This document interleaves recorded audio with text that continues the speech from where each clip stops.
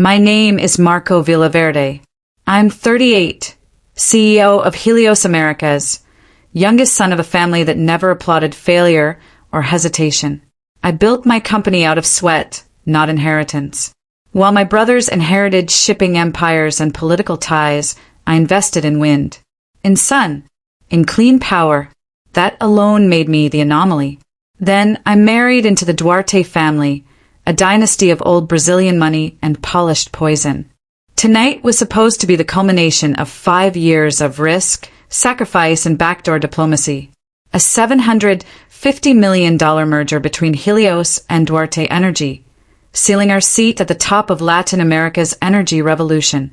A union of blood, power, and ambition. And it began with a smile. Paraty shimmered like a dream, the colonial estate glowing beneath strings of gold lanterns. Ocean waves whispered just beyond the garden walls. Musicians played soft jazz, waiters danced between tables with silver trays. I arrived arm in arm with Isabella Duarte, my wife, their heiress, the face that made investors believe in tradition. Her gown was blood-red satin, fitting. "Smile," she whispered through clenched teeth as cameras turned toward us. Her grip on my arm was too tight. We entered the ballroom. Polished wood floors, crystal chandeliers, her parents waiting at the top of the marble staircase like royalty. Raul Duarte's smile was too sharp. Clarissa's gaze unreadable. She always studied people like puzzles she already solved. "Don't screw this up," Raul murmured as he kissed my cheek. "You're not irreplaceable." They handed Isabella the ceremonial wine. She held it like a torch. We raised our glasses. Dozens of guests stood silent. Cameras recorded everything. Our faces frozen in legacy. Then Isabella turned. The glass hit my chest before I registered the motion. Red wine exploded across my tucks, face lips. The shock hit before the sting. Gasps. Flashes. A moment suspended in time. And then came the laughter. Raul barked out a laugh, clapping slowly. Clarissa smiled, eyes gleaming with something ancient. Isabella stepped back, her voice low, intimate. "Now you know what it feels like to be powerless." I wiped the liquid from my eyes. My heartbeat slowed. Cold clarity. I walked to the microphone. The entire ballroom froze. "Effective immediately," I said, adjusting my collar. "The $750 million merger is terminated." The room broke into chaos. Shouting. Phones raised. I turned and descended the stairs. One step at a time. The wine dripped onto the marble like blood. "Coward," Raul called after me. I didn't stop. My earpiece buzzed. Sophia's voice. My CFO. "Marco, we have a problem. You need to call me now." I reached the last step. My shoe slipped, slightly wet. Something glinted. A USB. Small. Silver. Dented. Smelled faintly of Cabernet. No one else noticed it. I picked it up. Slid it into my pocket. Camera shutters clicked like distant gunfire. I walked through the courtyard alone. Past the waiters, the guests, the vultures in suits. My heartbeat was no longer fast. Just loud. Like a countdown. Somewhere behind me, Clarissa laughed again. Louder this time. I pressed my thumb to the USB. No label. No markings. Just heat from my skin and a strange vibration in my spine. They started with a glass of wine. I'll end them with fire. The hotel room smelled like bleach and fear. I dropped the USB onto the desk and pulled off my soaked shirt. The white fabric stuck to my skin like guilt. The red stain had dried into something darker. Less wine, more warning. The phone rang. Not once. 5 times. "Sophia." I answered without greeting. "Marco!" She snapped, voice tight. "Someone accessed our server at 3:12 this morning." I froze. "Accessed how?" "External breach. Credentialed login. Yours." "That's impossible." She hissed. "Then someone's using your credentials. And they didn't just peek. They took the appendix file." Silence. That file was the heart of the merger. Tax alignment, pending audits, internal compliance risk. If it surfaced outside legal review, I could be indicted in 3 countries. Check the backup vault, I said. They deleted that too. Glass. I needed air. I moved to the balcony. Paraty's coast was waking up. Boats shifting in the bay. Somewhere a church bell rang. It sounded like a countdown. You said there was a USB at the gala, she asked. I nodded, forgetting she couldn't see. Yeah, no idea what's on it yet. Don't plug it in, she warned. Isolate first. I'm sending Javier. Javier's in Bogota. Not anymore. A knock at the door. Hard. Twice. I stepped back. Another knock. I checked the peephole. Room service tray. No staff. I opened it slowly. Just the tray. 1 silver dome. A note under it. Walk away or bleed. I lifted the dome. Nothing. Just a Polaroid. My sister. Standing outside her apartment. Smiling. Time-stamped an hour ago. My blood went cold. I called her. Voicemail. I tried again. Straight to voicemail. She lived in LA. No one knew that. Except Isabella. And Raul. And Clarissa. I took a breath. Everything that burns leaves a shadow, my father once told me. The trick is knowing what lit the match. I picked up the tray and hurled it across the room. The metal cracked the mirror in a clean, diagonal line. My face fractured into 2. Cut scene. Sophia again. I just got another ping. There's motion in our Miami office. Unauthorized. They're moving fast, I said. No, she said. They're almost done. The screen on my laptop blinked. Folders collapsed. 1 by 1. Files vanishing. What's happening? They've breached your endpoint. Full wipe. They're trying to erase you, Marco. I yanked the USB from my pocket, slid it into the offline laptop. The screen lit up.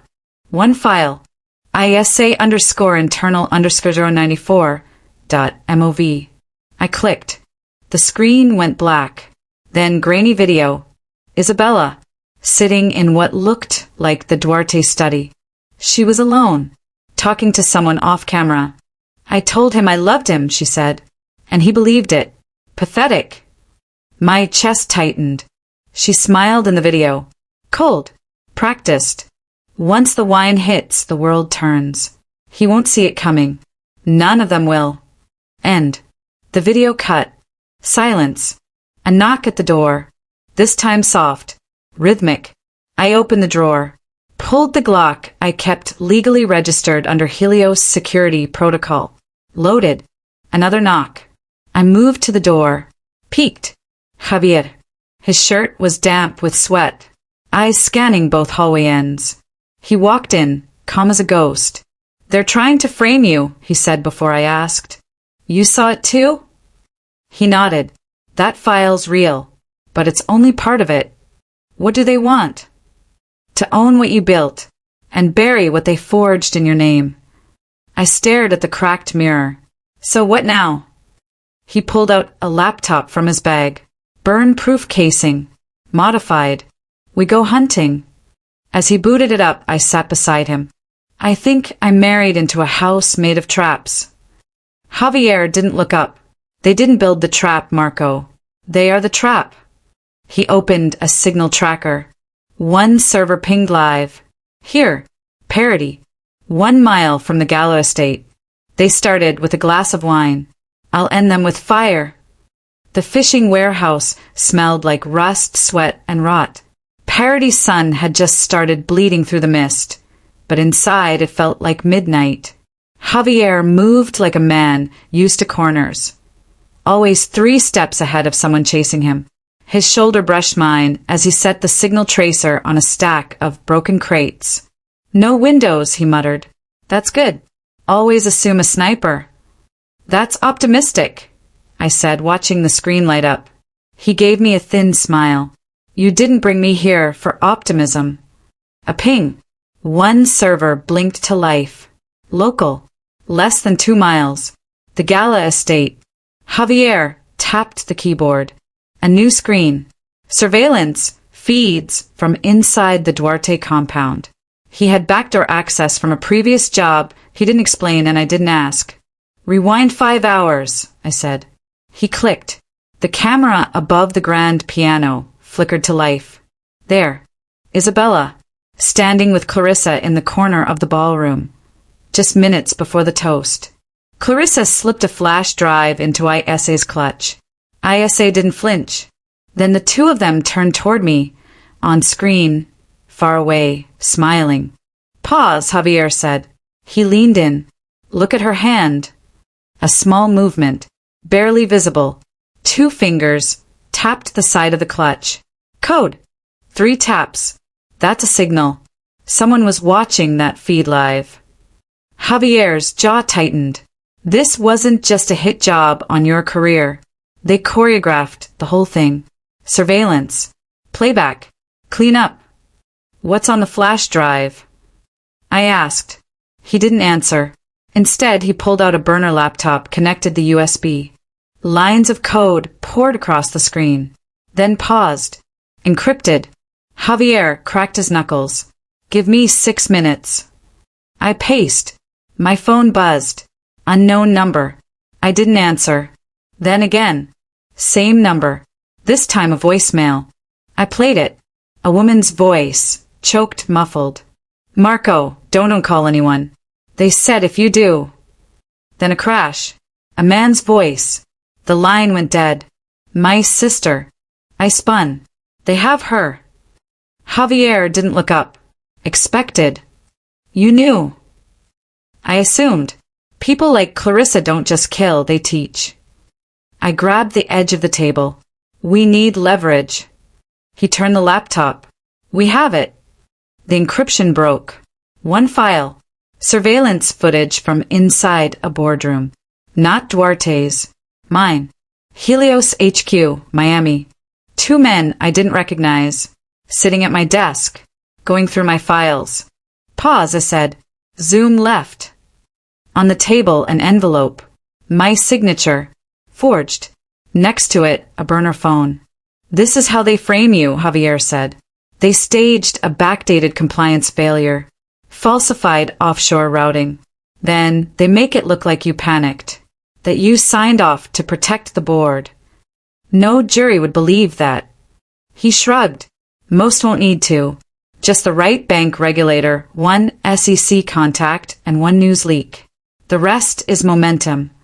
I clenched my fists. Tell me how to stop them. He looked up. We need to go analog. Air-gapped.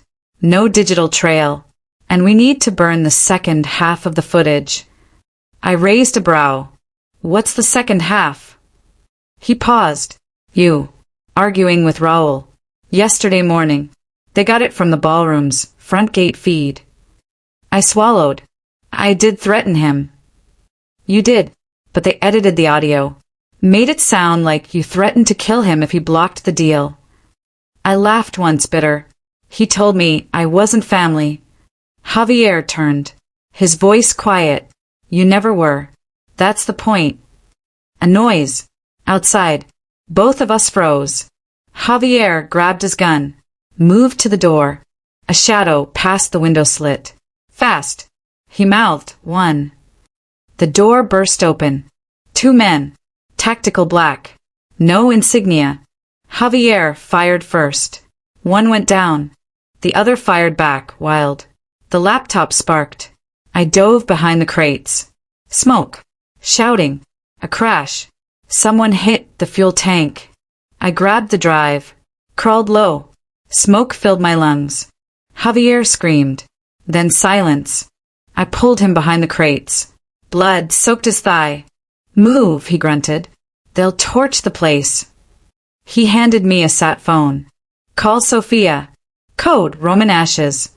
Get to the water. The heat climbed fast. I wrapped the drive in a towel. Kicked open the side door. The pier was empty. I ran. Behind me, fire danced up the warehouse wall. I reached the end of the dock. A boat waited. Unmarked. The engine hummed. Javier's blood was on my hands. I turned once. The warehouse exploded. Fire ripped into the sky. They were erasing us. If they want war, I'll give them one. But I won't be the one bleeding next. The boat skimmed across Paraty Bay like a blade. The fire behind us still lit the clouds, smoke stretching across the sky like a warning shot. Sophia was waiting at the private dock. No questions, no hugs, just a bag already open, burner phones, a change of clothes, and a sealed envelope with my name on it. "Javier?" she asked. I shook my head. She exhaled, clipped. "We don't have time to grieve." Grief would come later. If there was a later. We moved through the back streets, like fugitives. 2 former executives of one of the most powerful renewable companies in the hemisphere, ducking between alleyways and old fruit stalls. The irony wasn't lost on me. "Legacy means nothing if you can't outlive it," I muttered. Sophia led us to an abandoned textile factory, one of the few Duarte properties that had never been redeveloped, too haunted by corruption rumors to touch. Ironic. Now it would help expose them. Inside, dust floated like static. Old machines slept under tarps. A faint flicker of fluorescent light buzzed from a corner breaker box. Sophia booted up the offline terminal. She moved fast, fear disguised as efficiency. "They've burned most of your trail," she said. "Digital identity, corporate access, financials. But they missed something." She held up an old analog ledger. Real paper. Faint ink. I blinked. "That's from Helios." First quarter audits. Nolan's copies. Pre-merger drafts. Nolan was our internal compliance officer. Paranoid, meticulous, old school. He still archived hard copy backups. He was building something, Sophia said, flipping pages. A trail. He suspected someone was tampering with Helios clean funds, pushing fake carbon credits through Shell renewables. I leaned in. Red circles, marked transaction dates, dotted lines between offshore firms, handwritten notes in Portuguese and Spanish. "This isn't just fraud," I whispered. "It's laundering through environmental bonds. And you were the signature on every deal." A pause. I looked at her. "I didn't sign these." She didn't blink. "They forged it. But if the press sees this now, it won't matter." I took a breath. "This is why they needed me erased." "No," she said. "This is why they need you alive, long enough to take the fall." My hands trembled. Javier was right. This wasn't just about money. This was surgical character assassination. Engineered downfall. We needed to strike first. "Do we have Nolan?" I asked. She hesitated. "He went off-grid last week. Left Miami. No one's heard from him since." Cut scene. Phone buzzed. Unknown number. I answered. Static. Then. "Marco." A whisper. Weak. Familiar. "My sister." "Where are you?" I said. "Are you safe?" A gasp. Then a voice not hers. Deep. Controlled. Male. "Mr. Villaverde. You'll receive instructions shortly. No police. No press. No Sophia. If you involve anyone, we send pieces." The line clicked off. Silence. Then Sophia's voice. "They're forcing your hand." "They already have it." Cut scene. 30 minutes later, I received the email. No traceable sender. No subject. Just a location. A drop point in the hills outside Paraty. No weapons. No phones. No tracking. I stared at the screen. "Are you going?" Sophia asked. "If I don't, she dies." Sophia gritted her teeth. "They're pulling you into a setup. They think I'll walk into it blind." I pulled out the burner drive from Javier's jacket. Charred, cracked, but intact. "I'll bring a surprise." We rode silent in a black Jeep, up winding roads, past the town's edge into the forest. Rain started. It hit the windshield in sheets, the kind of storm that erases tire tracks and buries secrets. Sophia pulled off before the drop point.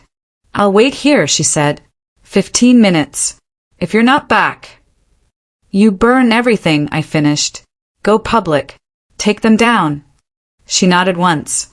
I stepped out, drive in pocket, heart hammering. Each step forward felt like stepping deeper into someone else's story. Their plot, their tempo. At the clearing, a small cabin waited. Light on, door ajar. I stepped in. Dark, wood creaking underfoot. One chair, one TV, one camera. The screen lit up. Clarissa. Composed, regal, unbothered. This isn't personal, Marco, she said. It's evolution. I didn't move.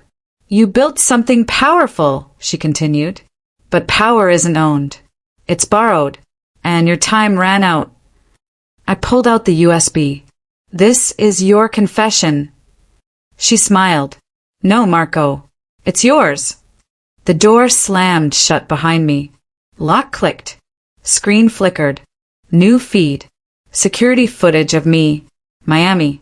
Inside Helios server room. Time stamped to the breach. Doctored. The angle was right. The light matched. Except I wasn't in Miami. I was in Sao Paulo. But to anyone watching, I was the thief. My sister's voice screamed faintly through the TV. Muffled. Real. You were never the target. Clarissa's voice said softly. You were the fuse. I hit the wall with my shoulder. The lock clicked, but didn't budge. Cold would press to my spine. The room smelled of damp pine and old fear. Outside, rain started. Thin at first, then heavier. The cabin windows rattled. Thunder low and slow, like the world warning me, back away. I yanked the USB drive from my pocket, clenched it tight. That drive, the one I saved from fire, carried the key. Footsteps in the hall. Soft boots. A gun cocked. Time to confess, Mr. Villaverde. A voice said over a speaker. Clarissa's voice. Calm. Cruel. Cut. The screen on the wall blinked. Static hissed, then cleared. A deep fake video began. A man's face forged. My face. Signing papers. Approving offshore credits. He spoke in Portuguese. Confessed. I admit to falsifying documents. The room darkened while that tape played. Sweat beaded on my neck. My heart jackhammered. Suddenly the feed snapped off. The room muggy again. Heavy. I stayed frozen until the speaker crackled. We own you now. Another click. Silence. I closed my eyes. I imagined fire. Not the explosive blaze from the warehouse. A different fire. One that cleansed. I grabbed the drive, ran to a dusty desk. Lampshade swayed overhead. Dust motes circled in its light. I slid the drive into Sophia's burner laptop, offline mode. No Wi-Fi. No trace. Just data. Raw. Real. I opened a folder labeled Confidence 04, 21, 23. 8 video files. I played the first. Soft Portuguese at first. Then 2 female voices. Isabella. Clarissa. Isabella, he trusts me. He thinks I love him. Clarissa, good. When the wine hits, the world will turn. Click. Camera pans to show I wasn't alone. A third figure stands in shadow, a tall man in suit. Unseen face. The second file. Sheets of paper. Ledgers. Names. Dates. Numeric codes. Deloitte-style audit printouts. Handwritten notes connecting Duarte shell companies. Laundered funds. Fake carbon credit trades. Third file, an email chain. From Duarte Energy, Legal Counsel. Subject. Operation Clean Slate. Signed, Isabella Duarte. Recipient, undisclosed attorney. CC, board compliance. My blood turned to acid. Betrayal. Full scale. Not anger. Cold, deep betrayal. Sophia hovered behind me, silent. This goes to regulators, she said. Voice low. SEC DOJ. And international watchdogs. Then they'll kill us before it airs, I whispered. Maybe, she said.